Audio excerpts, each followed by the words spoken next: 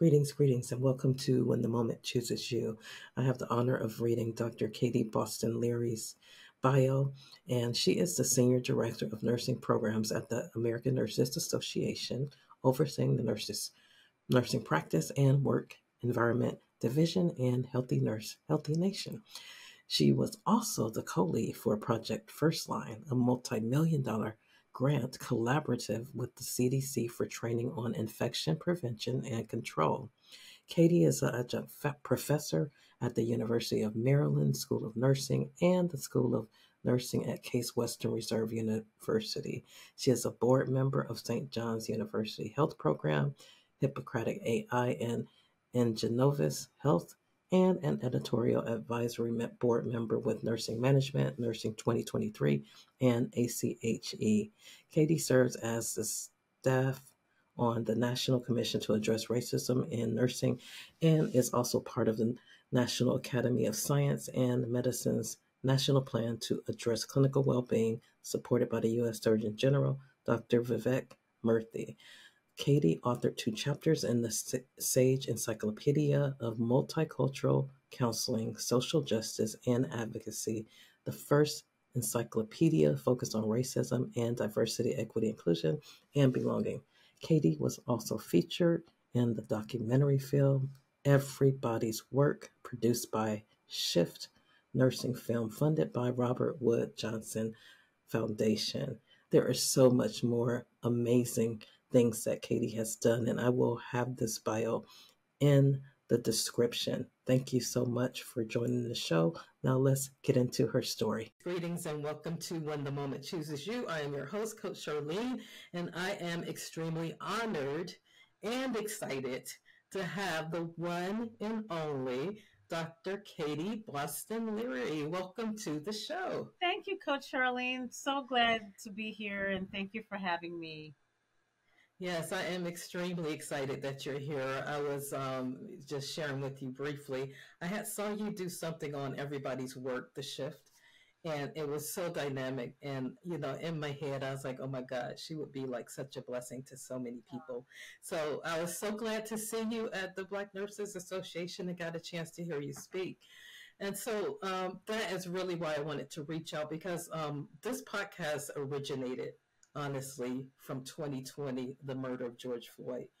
I found my voice, and I was never the same. I became a beacon of light. I began to start having listening sessions and all of the stuff that affected us, because at the time I was the only Black nurse leader. And not the only one, but very few, but the only one on my unit.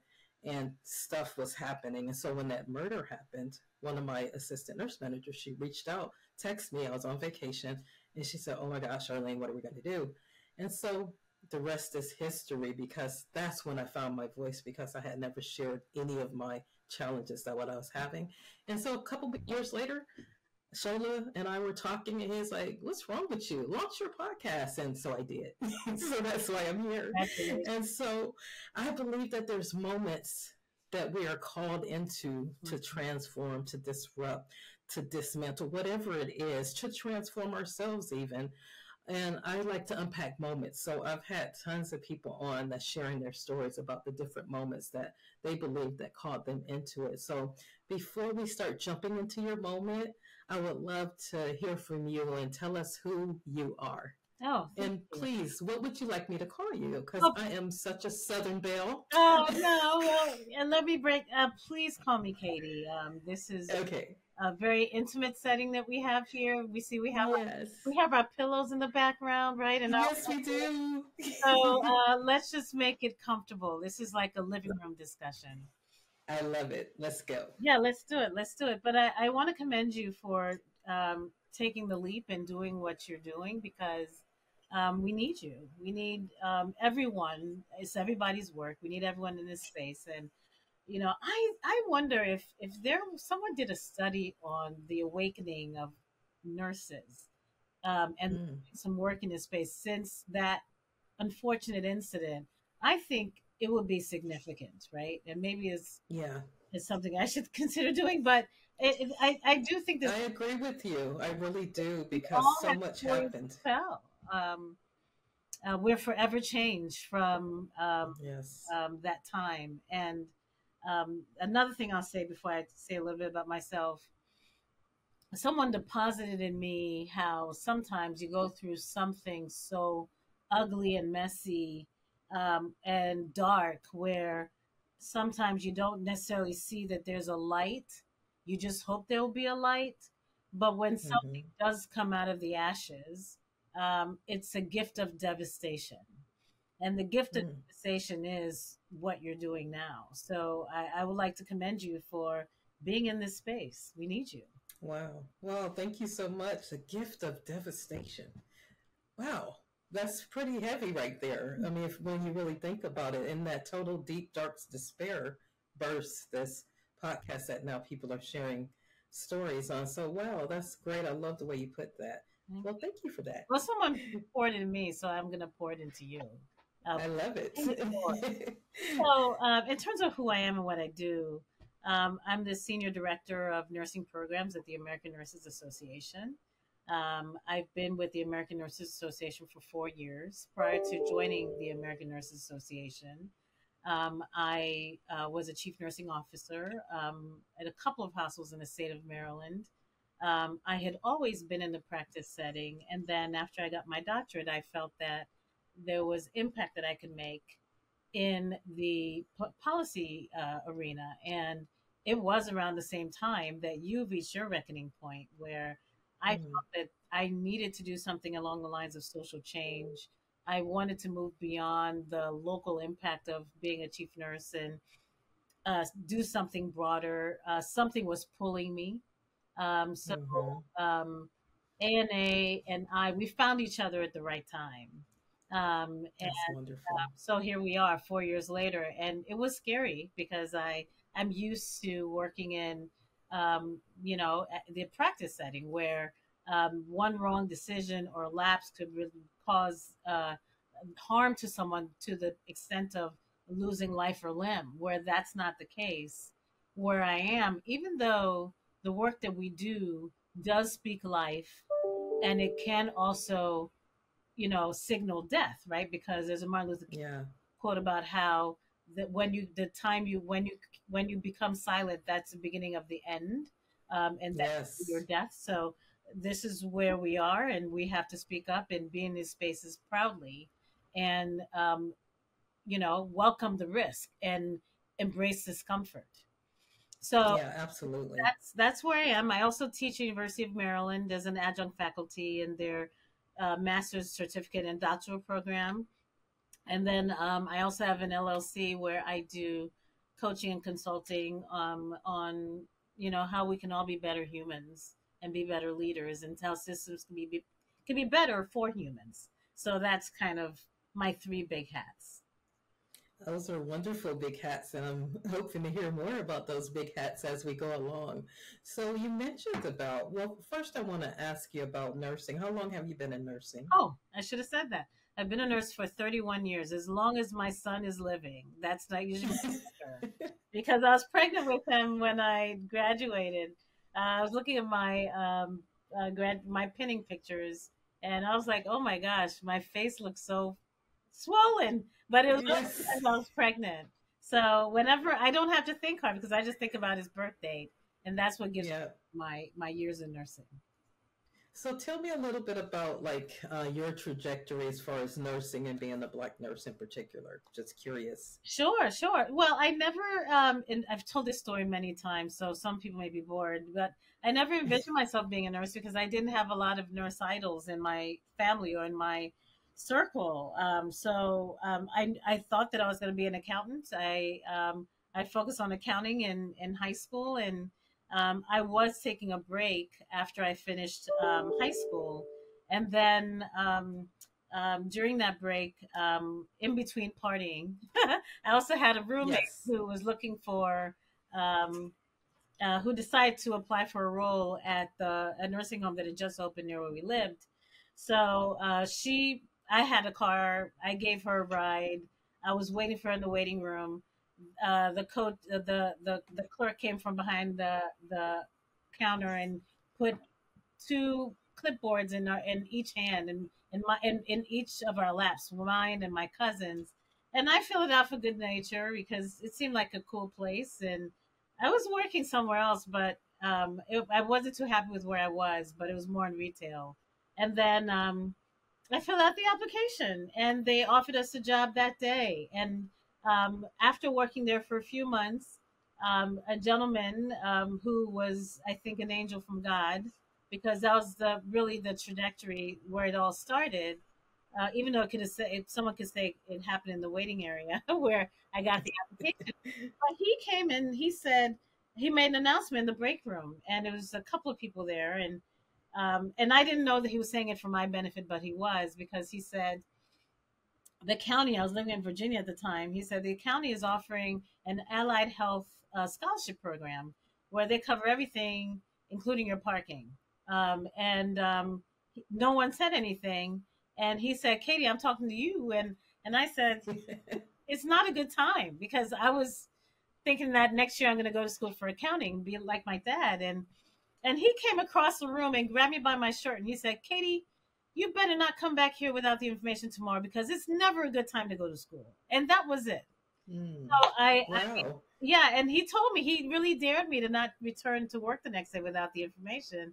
And I was a little embarrassed, and I was not going to. And then at the last minute, I said, you know, like my mama didn't raise a punk, and I'm not going to be embarrassed again. So I went reluctantly before the start of my 3 to 11 shift, which was also impacted where I landed because I was running late and the line was long. I thought occupational therapy because it looked like a fun job. That's the line I went in, but I had to go to work. I had to be at work at 3. So I went to the shortest line so I can at least get the information and show Kelvin that I did something. Yes. And that was a line for the ADN program. So that's how I became an associate degree nurse. I started the Wow. process, filled out the paperwork, and he kept checking on me. And I kept going. The more I went into it, the more engaged I got, the more it felt right. And a couple of years later, I was graduating from the program and I started my career. So I started as a staff nurse, and at the time when I graduated, there weren't a lot of positions. There was a surplus, believe it or not, Hmm. nursing. Wow.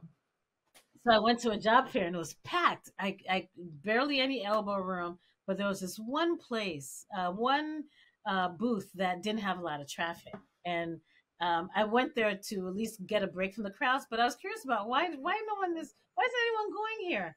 And it was in D.C. and it was for the public hospital, the D.C. General Hospital that's now closed. And I asked questions. There was a nice lady, black lady, and there were not too many black recruiters standing at booths. So we struck up a conversation. She told me that a few people would be, because it's a DC government job, will be rift that had been there for a while. Positions were open.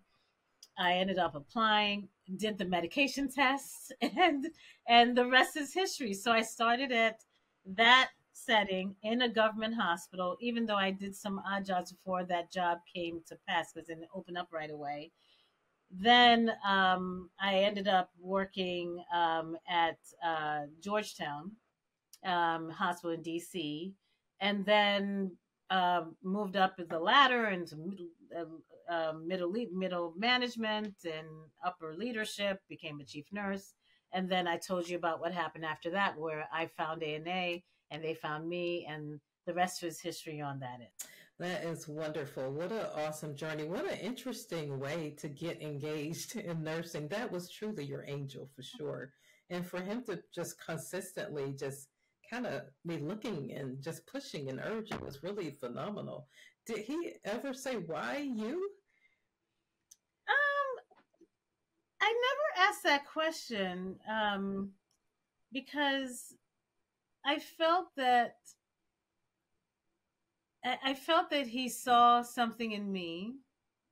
I could have asked him, but I feel that he saw a little girl lost, right? I think he saw someone where, and I was recalling his story, and he shared about some of his aspirations. He was a nursing assistant, and I think recalling his Mm, story, he was sharing about. You can tell he was a proud man and proud black man, and he had certain aspirations for himself that he was not able to actualize. So I think he saw in me a little bit of himself where he was trying to set me up to not linger too long and be like him. So he saw promise and he deposited Yeah. that in me. Um, and it was Yeah. a gift. So That's awesome. I think he was just looking after, and I really appreciate that. I don't think he was pretty up there in age, so I don't know that he's still with us, but um, I remember thinking Well, about that was wonderful. this process, and I thought about how I hope he's okay, and I prayed for him because he did something just miraculous to me that I didn't realize at the time. Yeah, absolutely. Well, so okay, Katie, so now, okay, you got your degree. So now, what's stirring? When did you get stirred up about health equity? Well, it was around the same time that you decided to do what you're doing, Coach Charlene. Okay. I felt I had to do something, and even before I joined ANA, I felt that there was something I had to do to diversify nursing leadership. I felt that there was something work that I opportunity for me to engage and do something there. So on I started a I decided to do a panel, and the plan was to do it around the country to have nurse leaders talk to other nurses of color to say, along the mantra, if you can see it, you can be it. So have them see us in these roles, Yeah. have them aspire to move up, matriculate, go for leadership roles, and don't be persuaded that it's not for you. So we were going to take that. I was going to be do like a take it on the road type of thing with that. So started with Black Nurses Rock, and they had a conference in Biloxi, and I invited three nurses who I'd never met, and I think like you, when you shared your story about your podcast, I reached out to people just errantly on LinkedIn after I researched them and understand where they were in this space, so they can be real, true role models. And I was able to secure three nurses to join me in Biloxi for the Black Nurses Conference, and we did a panel. And as a matter of fact, Oh, those three nurses we stay connected to this day, 4 years later, where we have a group text and check in on each other on how we're doing. We've offered opportunities to one another. Where some of us, I work with one of them currently, and the other two of them work together. It's amazing how it's all worked out. Where there's such a small world, and it's where our lives are so intertwined still, and we reflect back to that day where we met for the first time at that conference, the day we were having that panel. And they did it without me paying them. Some of them traveled on their own dime. The only promise I made to them was that I'll buy them dinner and pay for their alcohol. And they came, and the rest is history. So that is well, that's phenomenal. That really is. Well, then I have a question because so I've been in the profession for about 32 years, and so Katie, I didn't really have that many people that looked like me. So it was kind of interesting. My journey was interesting. My first, when I got out of my BSN program, I was excited. I wanted to go into NICU, applied, was able to get into a NICU training program. And then my first day on the job, I got to just be honest with you, was very interesting. So I get there, I'm in my white, I'm like super excited, white clogs, white shirt, white pants. You can't tell me I'm not a nurse. And then this lady, she taps me on the shoulder, blonde haired lady, and she goes, "Oh, you must be our housekeeper." mm, And I was like, No, I'm your new employee. And then she said, "Oh, the table's over there." And so that was like my first day at work. yeah. And so I stayed within the organization probably for about, because I just, shut it down and just did what I needed to do to get through. So I think I was there for about 7 years or so. But I noticed that even in the nursing profession itself, there was only like three African Americans out of about 200. And so I always found that it was like barely any of us there. So I'm really, really inspired and excited that you saw the need, and then you had this conversation with these other leaders that came forward. So just wondering, had you always been in a diverse pool of nursing, or is this just a Western type of thing? No, because when my program started in an area where there wasn't a lot of diversity, where I pursued my associate's degree, and I remember this dynamic where um, there was already a small number of nurses that looked like me in our program, and the numbers kept getting smaller and smaller. And we had this attitude of sticking together and having each other's back and looking out for each other because aside from some of the other elements of performance that we have to meet to stay in the program, part of us staying in the program also was for us to really support each other because it was us against everything else, the other forces. um, Yeah, Second time around, the only place that I'll say that I really felt, on the professional side, was when I went to Bowie State for my bachelor's degree, and I didn't know anything better at the time when I decided to pursue my bachelor's degree there. I just knew that. Um, I just saw an ad and I went there, and it was not too far from where I lived. And then I get there and I saw all this diversity and immediately felt at home.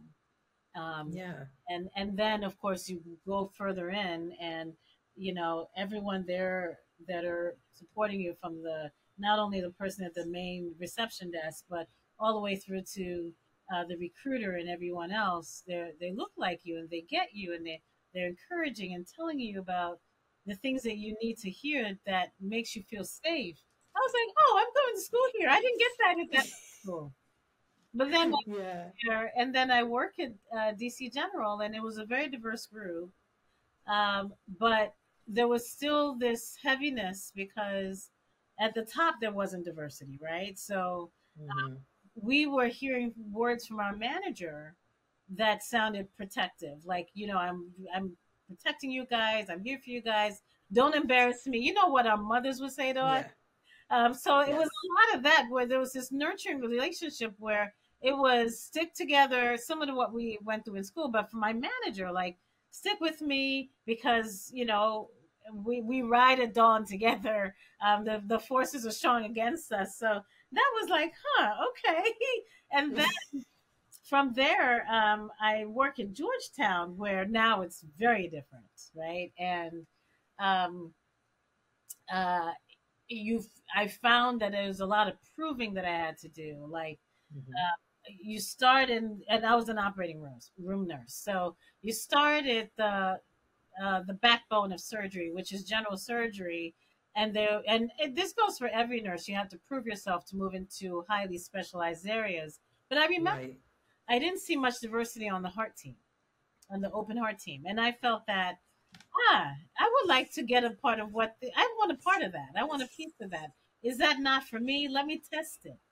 And I applied to get on the heart team. And I remember going through all these interviews, and I'm like, why am I doing through interviews to get on the heart team with all these people? It was insane. But then I get in, and then I realized I didn't like it, and I got out within a month or so.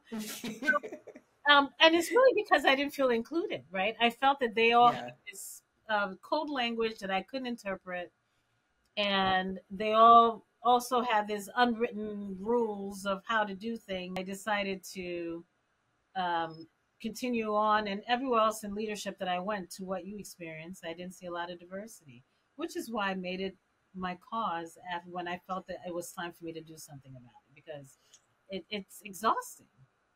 yeah, absolutely. Well, tell me, if I have a nurse out there, because I know someone's going to look at this, and they may be a marginalized population, black or brown, and they are in nursing leadership. Like, is there any advice that you can give them at all? Because I always hear about it feeling so alone, or so being so lonely, or they feel like they're like the scrutiny, their eyes are on them. So, any type of encouragement because you have done an amazing job of navigating those complexities.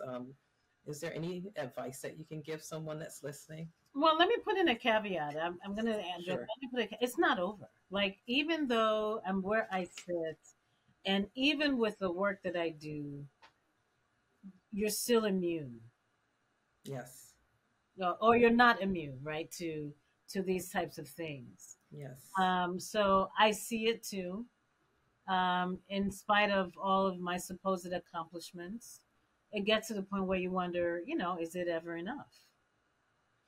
But I do believe that, and it also proves a point that just because we get to these spots, it doesn't mean the problem is fixed. It means that we figured out a way to navigate this. Exactly.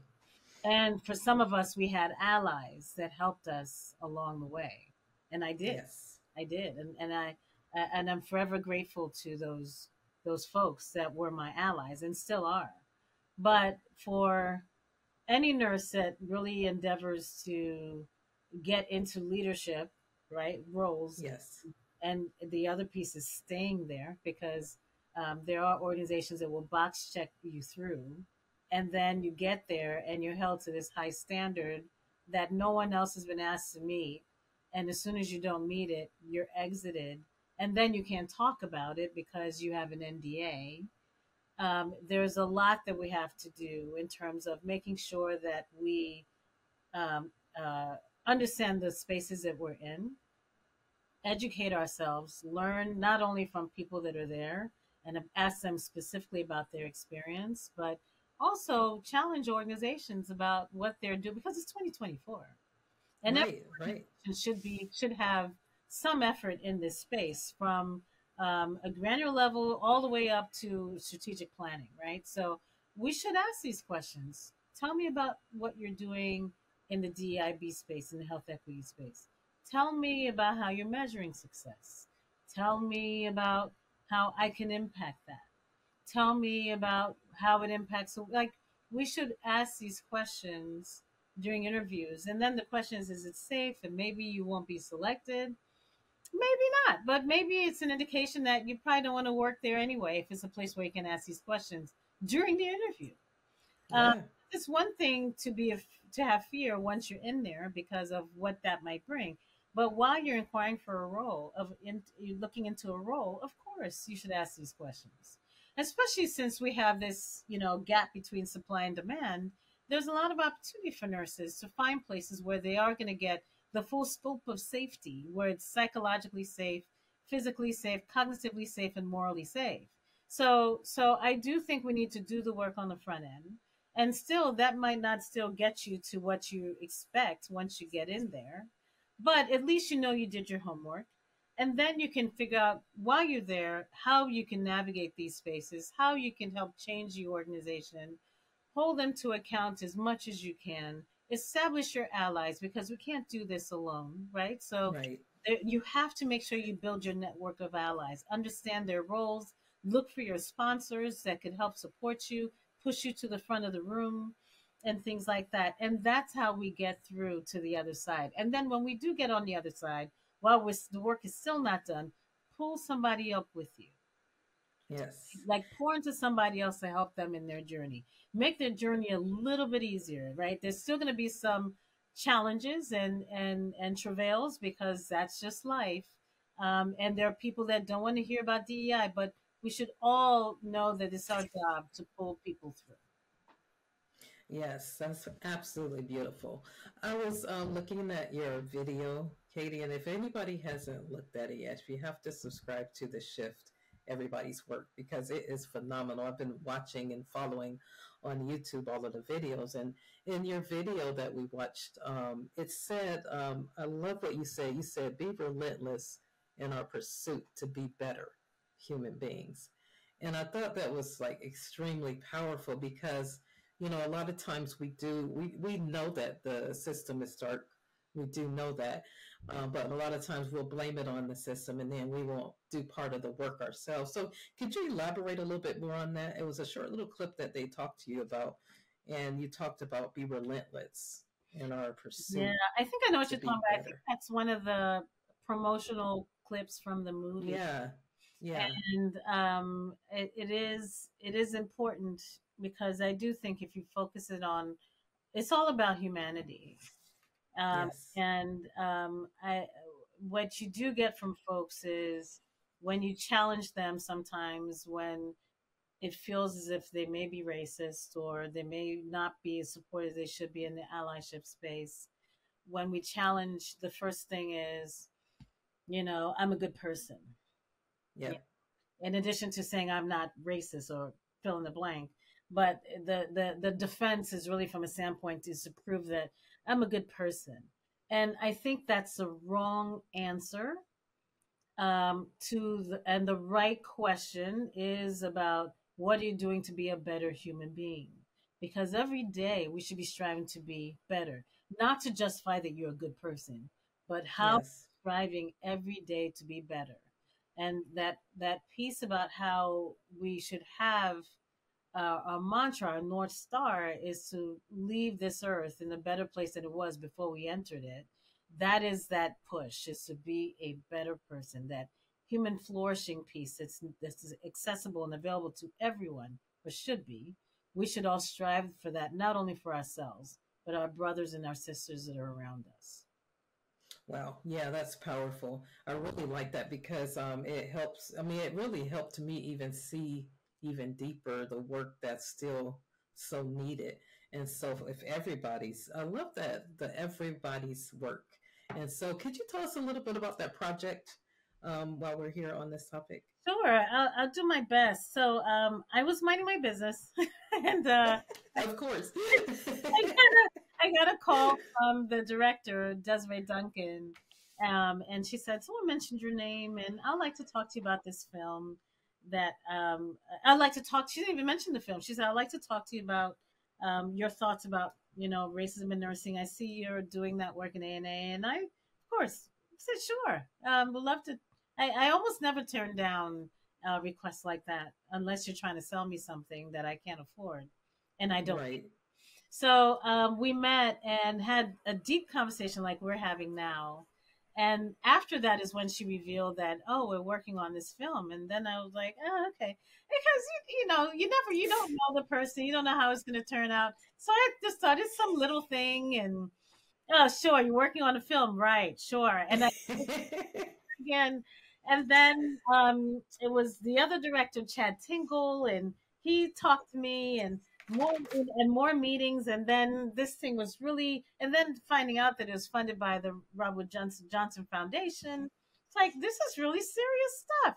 But then, even with all that, and then we had the interview where they interviewed me in a hotel room in DC, and for like maybe an hour, and they took clips and worked it into the movie. But again, and it looked like an elaborate setup, but I didn't know what to expect, and I just kept my expectations low, so I wouldn't get disappointed.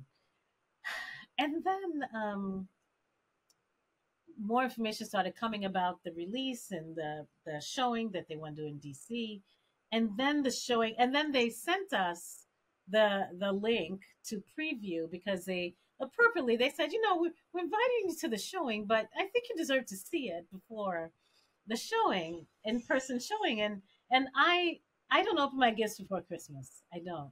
So along the same lines, I just felt that I didn't want to see it before the showing. I'm going to wait for the showing. So I put it out of my mind, didn't click the link, and I went to the showing, and I was blown away. Yeah. And the quality of the film, Yes. the weaving of the stories, the themes that emerged, it was just so beautifully done. It was far beyond what I expected. So that's where it is. And now there are showings around the country that are happening. We met at the one at the National Black Nurses Association conference in Yes. San Francisco, but there are virtual showings, in-person showings. The last I checked, which was more than a month ago, they had over 200 requests to show the Yeah. film, and I'm sure that's probably doubled by now. So people are responding and seeing this, and I encourage everyone, if you like to see the film, go into Shift Nursing, Google Shift Nursing, it'll get you there, and just request a showing. And no organization is too small to ask for a show. Yeah.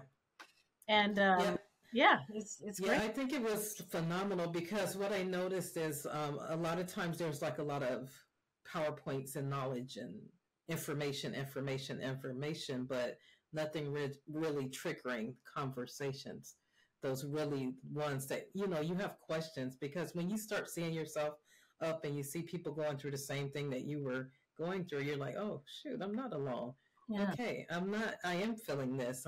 This validates what I feel. So, is the opportunity when they show it, then there's a discussion afterwards? Just curious. A lot of so there's a toolkit that goes out to everyone that gets approved Okay. for doing, and the one condition is that you don't charge people to see it, but Yes. which is great, by the way. But a lot of organizations that are doing showings are doing exactly that. They're setting up panels post showing to have a discussion about the impressions of the film, and people then, and I've been a part of three panels since the showing, that for people that have done showings, and a lot every time at the end of it, you hear almost consistently people sharing their own stories, right? That, oh my Yeah. gosh, it wasn't me. All this time I've been carrying this and thinking that I was a problem, but I guess I wasn't. And there's this release that comes with that, and there's just so much healing in sharing stories. Well, But and that's what I was going to say. That was powerful because when you guys showed it at the Black Nurses Association, you showed it and then you guys were talking about it too. And there was a bit of healing yeah, because a lot of us are carrying around this trauma that's not allowing us to move forward. So I think the value in this movie that's going around is that it's going to actually help us to heal. So that some that can't even that are exhausted and don't even want to touch it, they may even start sharing their story and impacting somebody else's life. So it was really, I'm so excited about that, and I'm going to keep watching it. yeah, So, and that healing should serve as fuel to push absolutely, for this dismantling, and deconstruction of these systems that are set up for the haves and have-nots based on who you are and what you look like, and every level of diversity, right? And yes, every tenet of diversity. So I would like for that healing to not just be, okay, there's a me, as there's this movie and I saw myself and I'm good. It's like, no, you see mm-mm. and you do the work. Yes. That's the best possible outcome as far as I. Yeah, absolutely. Yeah, I love that because you get, like, for me, that was more fuel for what I'm doing Yeah, because when my awakening happened in 2020 and I started raising my voice, then I started disrupting. I started asking the really tough questions, having the difficult conversations with allies so that we can get into alignment. So I really love that it actually gives you that boost because when I saw it, it was like, oh my God, this is amazing. It feels like fuel going into my spirit so that I can keep on fighting the good fight that we all have to fight anyway. yeah. So, Katie, I am wondering, what are you doing now? Can you tell us what you're doing now? What are you most proud of? Ooh, I'm very proud of the team that I work with at ANA on this. I'm proud of the commission and everyone that's been so engaged in the commission. I'm proud of all of our nurses that are standing up, regardless of race, color, or creed, that's owning this space. I'm proud of even some of the pushback you're seeing with the elections that are looming, right? And Yeah, that everybody's work mantra is showing up there. Like that yeah, is a beautiful thing. Like you sing all this fill in the blanks for, and I'm not going to say mm-hmm. because I don't want to make this political, but I see people pushing back for a better future. Yes, So I'm proud of all of us because people are really standing up for a future that we deserve, that we yes, desire, versus the gloom and doom that we seem to be headed for. And um, it's really important for us to understand that there's still work to be done, but we're making progress and keep pushing. But what I'm also excited about is we're hopefully going to have the our inaugural conference or summit. I'm not going to call it a conference because it's small. Our inaugural summit on racism in nursing Mm. next year. We're working on hopefully bring that to a point of finalization for us to have a date and at least a save the date that could go out on that for 2025. We also are possibly going to start building we've built it, but we're finalizing it, a program that is a for nurses by nurses program on how to be a better leader overall, but incorporating DEI principles. So it's not Yes. as a, hey, here's this leadership program and here's a DEI piece of this program. Like have it integrated throughout, right? That benefit Yes. piece, right? Um, Yes. because after all, we're humans taking care of humans that lead humans that care for humans. So it's that you know thread that we're trying to um, put together in terms of let's build the leaders that we need of for tomorrow, today, in nursing. So that's another big thing that we're working on with a group that has this great framework that I think fits this very well. So those are the two things that I'll mention right now. We're going to have another Project Echo series with the commission, and we're going to continue to see what we can do in the education, practice, research space as well, but an advocacy space when it comes to this. But yeah, that's what I can tell you right now because I know anything I say here may seem as if it's Yes. Bible and people are going to hold me to it, so I don't share too much. No, that's beautiful. I'm super excited. I'm really excited about the what you just talked about, the concept of it being integrated in and not something separate. I always thought about, just if you are going to have some training, why can't we create training that already has equity, inclusion, and diversity, and caring and compassion and empathy weaved into the conversation? So I'm excited to see that when you guys are done. So I always ask my guests to give us three wisdom gems. It'll be Katie's top three. And so I would love to ask you three pieces of wisdom. And I don't want to frame it into any specific way, but just to encourage and inspire us. Give us three wisdom gems. All right, two come to mind, but the third one may come. The first one is um, just because someone throws you a ball doesn't mean you have to catch it. I learned that years ago. And for us in this space, and just by being, um, people are going to throw stuff at you. And it's exhausting to try to manage all these different things. So it's really a matter of being using discernment in terms of what you pick up and what you let fall, Mm, especially if it's going to have minimal harm, because this can be exhausting.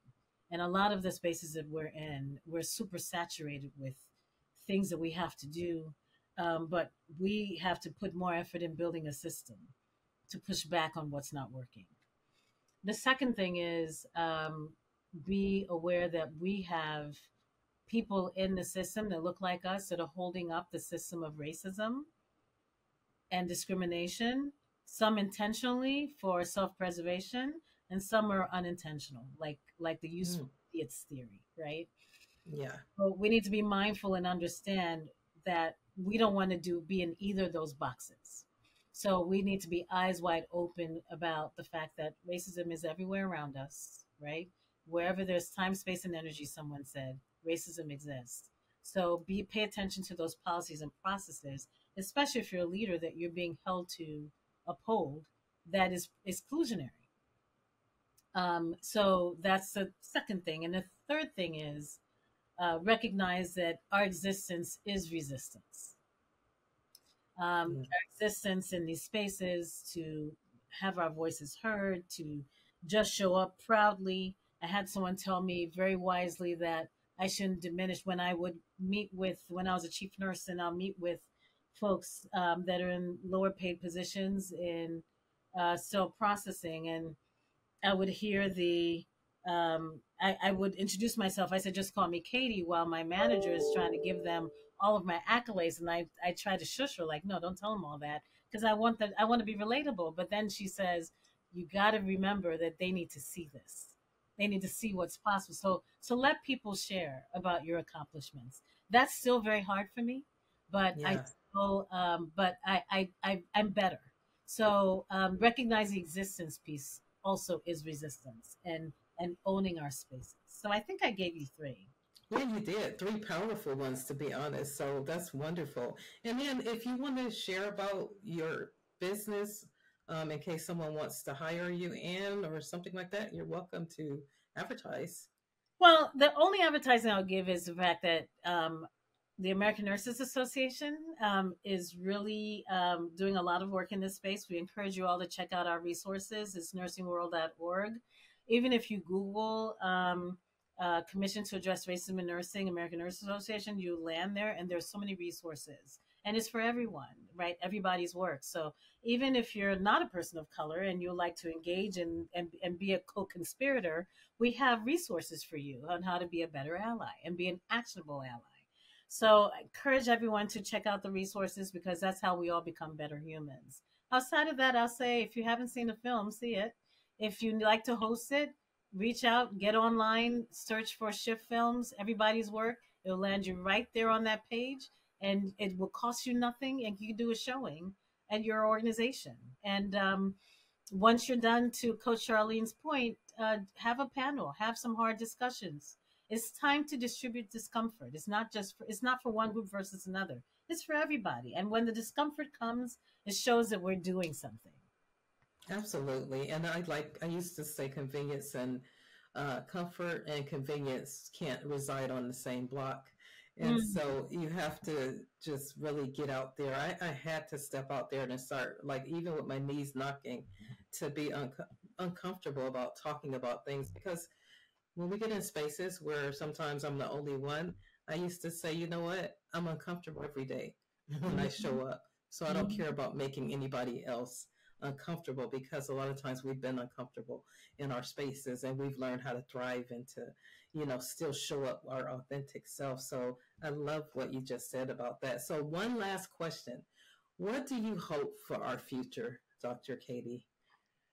What would you like to see? Yeah, I would love to see because there was this, and you were there, Coach Charlene. There was a question about whether we could, whether it's possible to eradicate racism, Yeah. right? And my answer was yes. Is it likely? No, but I have to believe that it's possible because then if I don't have hope, then I go, what am I doing this for? So hope is the currency that I use to engage in this work, to engage other people, that we have to have that. And that better future is that inclusive excellence that we can all attain by locking arms and for charging forward together on this. And it's for everybody. So that's my hope. I hope that we get to a place of um, the folks that hold on to racist ideologies and practice and behaviors and upholding these structures are the minority. Yes. And the people Absolutely. that really want to drive this and push us to our better future that we may not enjoy in spite of all the work that we do, um, our grandkids and great grandkids and the ones thereafter can enjoy and experience something better than we have. That's what our forefathers and mothers wanted for us. So is Yeah. that I'm my ancestors' wildest dreams. Yes. Censorship starts now. So that's why we do this work now, so that we're setting up the wildest dreams for the ones that come after us that do far beyond what we've been able to accomplish. The only sad thing is that we won't be there to see it, but I'm hoping when we do get to the afterlife, is it Yes. we get to see all this stuff. Yes, me too. That is so beautiful. And I thank you so much. I'm so honored that you took the time to come share your wisdom. So thank you so much. I am super, super cheerleader, rooting you on, and definitely going to find out a little bit more about ANA and all of the work that you're doing because this is kind of like my gig. And so I want to be a part of what's going on. So thank you so much for being on the podcast. Thank you for having me. I had a wonderful time. You asked great questions. Love it. I want to thank you for tuning in to another inspiring episode of When the Moment Chooses You. I'm your host, Coach Charlene, and it's been an absolute pleasure. Each journey we've shared today is a reminder that when the moment chooses you, the possibilities are endless.